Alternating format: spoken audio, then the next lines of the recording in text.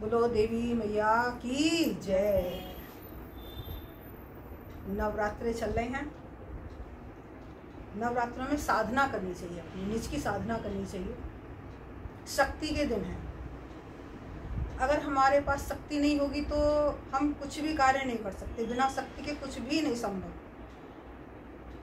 जितने भी देवता हुए हैं, दैत्य हुए हैं, सब ने खूब शक्तियाँ अर्जित करी हैं।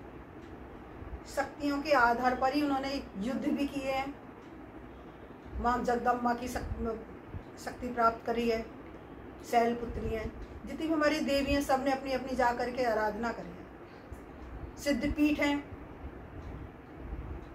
विशेष दिन होते हैं, फिर हम वहाँ जा करके उस तरह से पूजा करते हैं तो हमें लाभ होता है।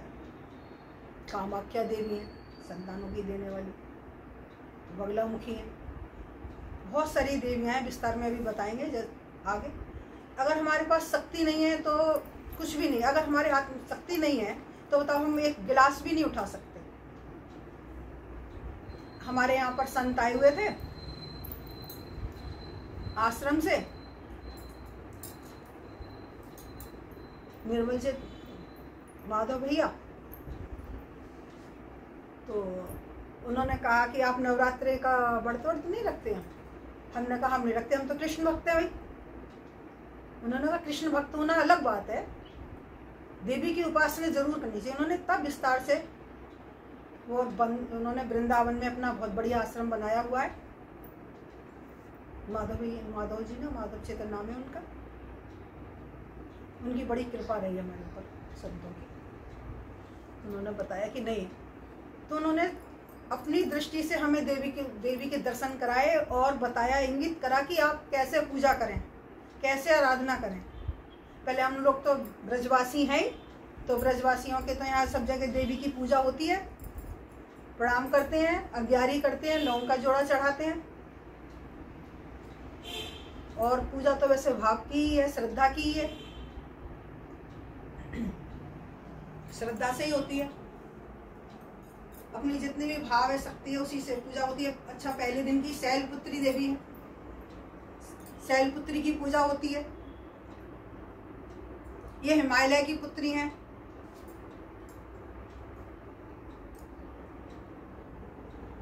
इनके दाहिने हाथ में त्रिशूल है, बाएं हाथ में कमल पुष्प से शोभित रहती हैं। दूसरी देवी हर एक दिन का अलग अलग है, उसी तरह से आराधना करी जाती है। ब्रह्मचारिणी है दूसरे दिन का। ब्रह्मचारिणी तपस्या करने वाली, जो तपस्या करते हैं, ब्रह्मचारिणी अर्थात तप की देवी।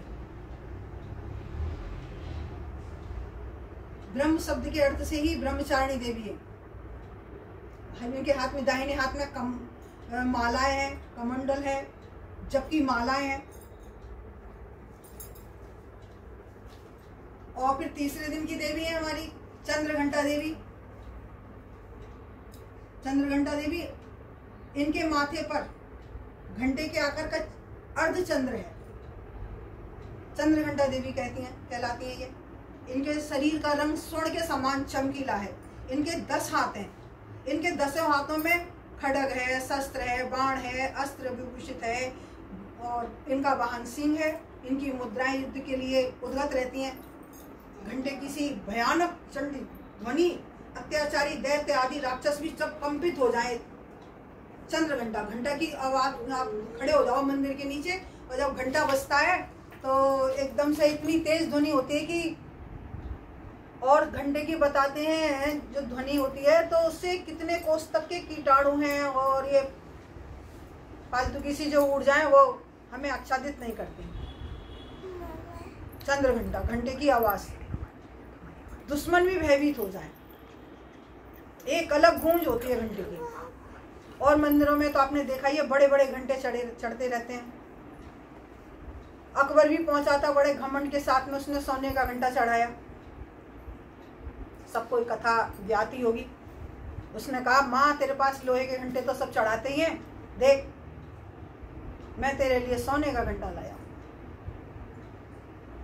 बड़े अहंकार से बहुत भारी घंटा उसने देवी माँ को समर्पित किया। और देख करके उन्होंने कहा, माँ देख तेरे भक्त तो सब लोहे के घंटे और अष्ट धातु के घंटे चढ़ाते हैं, मैं तेरे लिए सोने का घंटा लाया हूँ। अकबर भी ठाकुर राधा देवी जी के दरबार में पहुंचा हुआ था, उसने चढ़ाया, अहंकार से चढ़ाया, अहंकार से पूर्ण था उसका चढ़ाना। और अहंकार ठाकुर जी हुए, देवी जी हुई, कोई शंकर जी हुए, कोई भी नहीं स्वीकार करता अहंकार के सहित। अहंकारी मुख्य भोजन है ठाकुर जी का भी, सबका ही। अहंकार को नष्ट कर दे, लगो अहंकार से करोगे, कैसे करोगे, फिर वो एक समय ऐसा आ जाएगा कि आपको खरा सोना बना देंगे। जब उन्होंने घंटे को चढ़ाया, फिर देवी माँ ने कहा पीछे तो मुड़ के देख। जब वो पीछे मुड़ करके देखता है, चढ़ाने के बाद में देखते के साथ ही वो लोहे का हो जाता है। वो घंटा आज भी है। तो देवी की महिमा बड़ी निराली है, चंद्रघंटा कहलाती हैं वो। घंटे का तो आपने देखा ही, सजने या कोई भी कामना होती है तो घंटा चढ़ाते हैं। और देवी के बारे में हम कितना क्या बता सकते हैं, कुछ भी नहीं बता सकते, बस श्रद्धा से नमन कर सकते हैं। किसी के बारे में मां शक्ति है, शक्ति को क्या आप परखोगे और कैसे पहचानोगे, कैसे जानोगे? तो ये कोई जानने का विषय नहीं है, ये मानने का विषय है। हमारी आराधना का ये समय है 9 दिन। हमें कुसमांडा देवी है चौथे स्थान पर। कुसमांडा की चौथे दिन आराधना पूजा होती है बड़े उससे। इनके चेहरे पे मंद मंद हल्की हल्की हंसी रहती है। ब्रह्मांड को उत्पन्न करने वाली देवी है, कुसमांडा देवी के नाम से उनकी ख्याति है। और अंधकार का जो व्याप्त है वह इन्हीं की उससे दृष्टि से ही हटता है।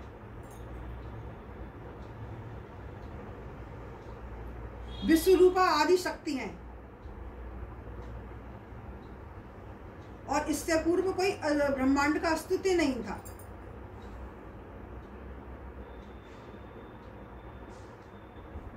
इनकी शरीर की कांति भी बड़ी प्यारी प्यारी है, सुंदर है। सब देवियों का शरीर का है, रंग का है और अस्त्र शस्त्रों का है। ये कुसमांडा देवी कहलाती है। चौथे दिन इनकी उपासना होती है। देवी की उपासना बड़े शुद्ध मन से और बड़े प्रेम पूर्वक करनी चाहिए। माँ है, कोई हमारे से त्रुटि हो जाती है तो माँ क्षमा कर देती है। माँ हमारे अपराध नहीं गिनती है। 5वें दिन का है स्कंद माता का। 9 देवियों का बता रहे हैं आज। 5वें दिन का है स्कंद माता।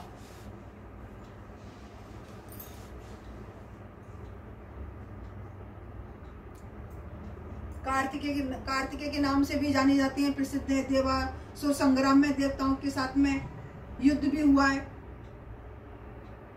इनकी महिमा बहुत है। इनका वाहन मयूर है। सबके वाहन अलग अलग हैं, किसी का कोई वाहन है, किसी का कुछ वाहन है। 5वें दिन में इनकी पूजा होती है।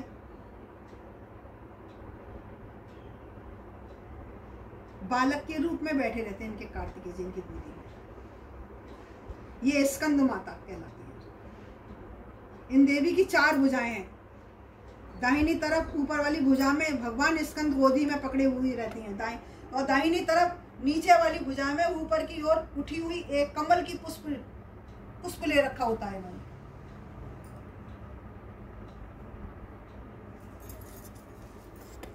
सभी देवियों को हमें बड़ी श्रद्धा से प्रणाम करना चाहिए।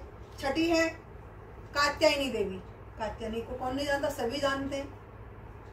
कार्तिक के महीने में, अब कार्तिक का लगेगा तो कार्तिक में सब जने, गोपियों ने भी कितनी आराधना करी है। छठे दिन इनका कात्यायनी देवी की पूजा होती है। और वृंदावन में तो कात्यायनी देवी का मंदिर है। कात्यायनी देवी का मंदिर है। कात्यायनी देवी का एक ही मंदिर है वृंदावन में। गोपियों ने भी बड़ी प्रेम पूर्वक कात्यायनी देवी की पूजा करी है। क्यों करी? कृष्ण को पाने के लिए। हम कोई भी आराधना अनुष्ठान करें और मन से करें तो हमारा सिद्ध होता है।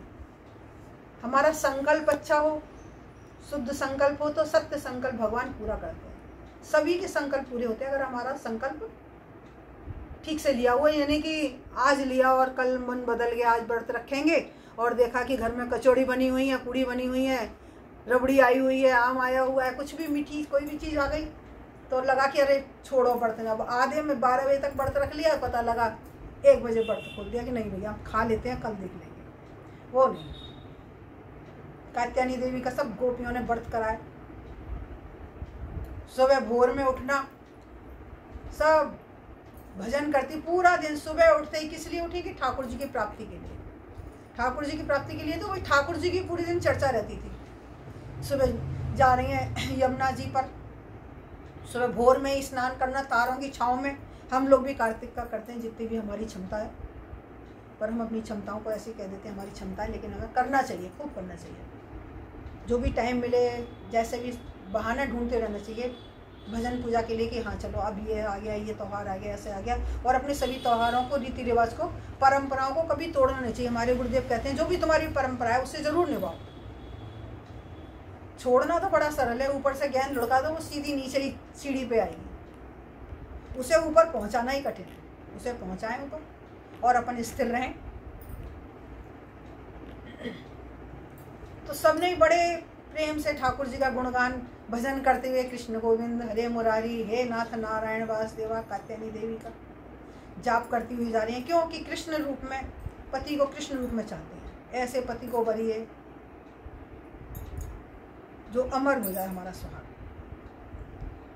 संसार में कोई पति नहीं है, केवल एक ही ठाकुर जी ही सबके पति हैं। गोपियां इस बात को अच्छी तरह से जानती थी। बालू की प्रतिमा बना करके, आज तो मंदिर इतने बड़े बड़े हो गए हैं, देवी के हैं, कृष्ण के हैं, सबके घर चाहे छोटे छोटे हों, मंदिरों की ऐसी होड़ लग गई है कि खूब बड़े बड़े मंदिर बना लें। देवी की वो केवल बालू की ही प्रतिमा बना करके, रेत से यमुना जी से रेत उठा लेना, बना करके बालिका की पूजा करना, और उसी से ठाकुर जी खुश हो गए। साक्षात ठाकुर जी के साथ में ही रहती थी। बताओ, ठाकुर जी को भी चाह करके क्या ऐसा था कि वो प्राप्त करना चाह रही थी? वो ऐसा क्या जानती थी जबकि ठाकुर जी साथ में ही थे? फिर भी उनकी अभिलाषाएं भगवान पूर्ण करते हैं। और जब कार्तिक मास में उनसे स्नान करते में यमुना जी में जो दोष हुआ, तो भगवान ने उनको बताया कि तुम वरुण देवता का अपराध करती हो, नग्न अवस्था में ऐसे करके स्नान करती हो, तुम्हें अपराध लगेगा। भगवान ने वो जो त्रुटि थी उनकी व्रत में, वो कात्यायनी देवी कार्तिक के मास में उसको सही करा और ठाकुर जी उनको प्राप्त हो गए। तो कात्यायनी देवी का सभी करते हैं। कार्तिक में कितने सारे लीलाएं पड़ती हैं।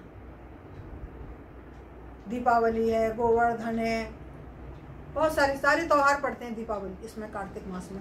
बहुत ही पावन और बहुत ही अच्छा मास है। इसमें खूब तन मन से, अब ये कार्तिक का भी छठे दिन का हो जाता है, कात्यायनी देवी की पूजा होती है। मंदिर बहुत अच्छा विशाल मंदिर है। फिर 7वें दिन की पूजा होती है।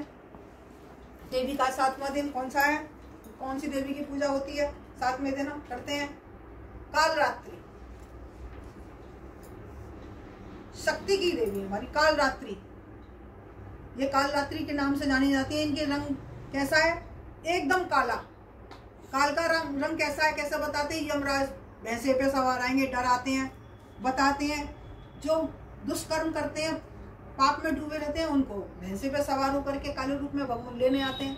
और जो देव है उन्हें पता ही नहीं लगता, उनको बड़े बड़े भागवत में भी आता है, बहुत सुंदर सुंदर रथ पे बैठा करके ले जाते हैं। उनके लिए पुष्पक विमान आ रहे हैं, विमान आया और उस पर बैठा करके ले गए, पता ही नहीं लगा। उन्हें कोई भी परेशानी नहीं होती। किसको नहीं होती? जो भगवान का भजन करते हैं। अब ये कालरात्रि है, काला है इनका रंग। और कैसा है? गले में विद्युत की तरह चमकने वाली माला पहनती है। ऐसा लगता है कि इसे कितनी चमकीली, कितने करोड़ों की लाइट जल रही हो, ऐसी है। इनके 3 नेत्र हैं। वर्णन जब करते हैं तो ऐसा लगता है कि कोई डरावनी नहीं है ये हमें लगता है क्योंकि हमारे ही पाप हमें डराते हैं। और नरसिंह भगवान का आपने देखा, वो कहाँ डरे नरसिंह भगवान? पहला बिल्कुल नहीं डरे, उनकी गोद में जाकर के बैठ गए। तो इनका जब भी कोई भी देवी देवता होता है तो उसका वर्णन बताया जाता है, कौन कैसा है, हमें जानना भी चाहिए। कालरात्रि कौन सी देवी हमारी? काली देवी भी कहते हैं इन्हें। और इनकी नासिका से जब श्वास निकलती है तो ऐसी लगती है ज्वाला के समान, कोई ज्वाला ही निकल रही है। और किस पे बैठी हुई है? गीदड़ पर। इनकी सवारी क्या है? गीदड़। और इनके हाथ में वर मुद्रा है, सभी की वरदान प्रदान करने वाली है, अभयदान देने वाली है। ऊपर के हाथ में लोहे का कांटा है, नीचे वाले हाथ में खड़ग है, कटार है। कितनी कृपा में लगता तो है देवी माँ के हाथ में इतने अस्त्र शस्त्र हैं, पर देवी माँ के हाथ में अस्त्र शस्त्र क्यों है? दुष्टों का दमन करने के लिए। और माँ का आशीर्वाद वाला हाथ देखो ना, कितना कृपा में यहाँ आशीर्वाद वाला हाथ है, सबको अभय ध्यान देने वाली है, सबकी मनोवांछित फल देने वाली है। साधक कैसा है, क्या चाहता है, वो उसी तरह से अपनी साधना के अनुसार से अपने देवताओं से, अपने इष्ट से अपनी फल की प्राप्ति करा लेता है।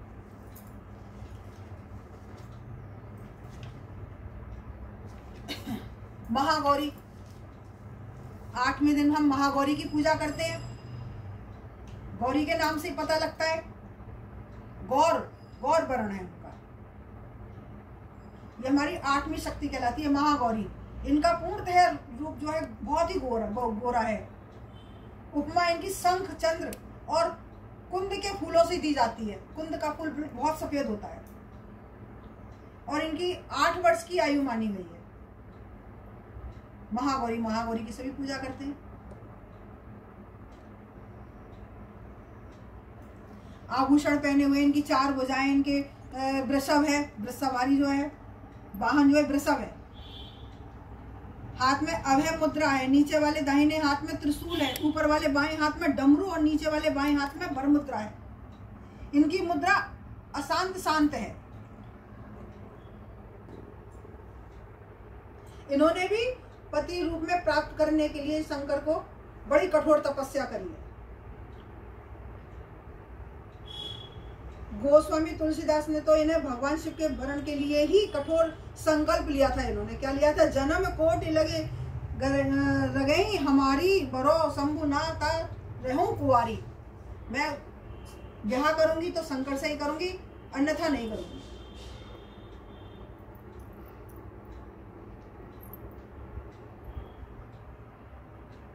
तपस्या के कारण इनका रंग फिर काला पड़ जाता है। फिर शंकर भगवान जी कृपा करते हैं, गंगा जी के जल से पवित्र करके फिर इनको बिल्कुल ऐसे ही हो जाती है, फिर दोबारा से गौर वर्ण की हो जाती है। महागौरी की पूजा करते हैं हम, शॉर्ट में थोड़ा सा आज विचार करते हैं। और फिर नवमी के दिन, अष्टमी के दिन तो पूजा कर लेते हैं। यहाँ भी हरिद्वार में भी अष्टमी के दिन पूजा देवी की हो जाती है। नवमी का होता है सिद्धरात्रि। सिद्धरात्रि से ही पता लगता है सबको सिद्धियों को देने वाली माँ दुर्गा की 9वीं शक्ति का नाम है सिद्धरात्रि है। ये सभी प्रकार की सिद्धियों को देने वाली है। मार्कंड पुराण के अनुसार अणिमा, महिमा, गरिमा, लघिमा, प्राप्ति, अप्राप्त, ईश्वरत्व और वसित्व, ये 8 सिद्धियां होती हैं। और वैवस्तु पुराण में के अनुसार तो श्री कृष्ण जन्मखंड में ही ये कृष्ण 18 बताई गई हैं शक्तियां। इनके नाम अनेक तरह से हैं। अणमा है, लघुमा है, प्राप्ति है, प्राप्य, महिमा है, ईश्वरत्व, वाशित्व है, तो ये आदि आदि करके 18 हैं। साधक अपने नवमी के दिन माँ को प्रणाम करके नवमी के दिन सब कन्याओं को जिमाते हैं, बड़े भाव से व्रत रखते हैं। कोई भोजन करता है एक टाइम, कोई फलार, कुटु, जैसे जिसकी श्रद्धा हो। व्रत का तात्पर्य होता है कि हम कोई ऐसा व्रत ले लें, अगर हम झूठ बोलना ही छोड़ दें और कुछ नहीं तो अपने कोई भी एक अवगुण छोड़ दें, चाय नहीं पिएंगे, या कोई भी ऐसा लगता हो कि हमारे को ये गलत है तो हम वही छोड़ दें, तो ये भी हमारा बहुत बड़ा व्रत होगा। ये वाला तो व्रत हम रख लेते हैं नवरात्रों का कि आज हमको भोजन नहीं करना है। उस भोजन की चिंता में ही सारा इतना लंबी लिस्ट बन जाती है फलार की। सभी जानते हैं कि फिर अंदर ही अंदर वायदा करते रहते हैं कि 9वें दिन जब जैसे व्रत खुलेगा तो छोले भटूरे बनाएंगे, दाल बाटी बनाएंगे, हम तो ब्रजवासी हैं, दाल बाटी खाएंगे। तो इस तरह से कहते हैं। लेकिन हमें जब कैसी जो भक्ति और साधना करिए कि एक पत्ते को ही खा करके रहना है, जल को ही पी करके रहना है, फिर वायु ही, सभी ने शक्तियों का अर्जित करा है। देवी माँ ने, पार्वती ने, आपने देखा है कितनी शिव को पाने के लिए कितनी घोर तपस्या करी है।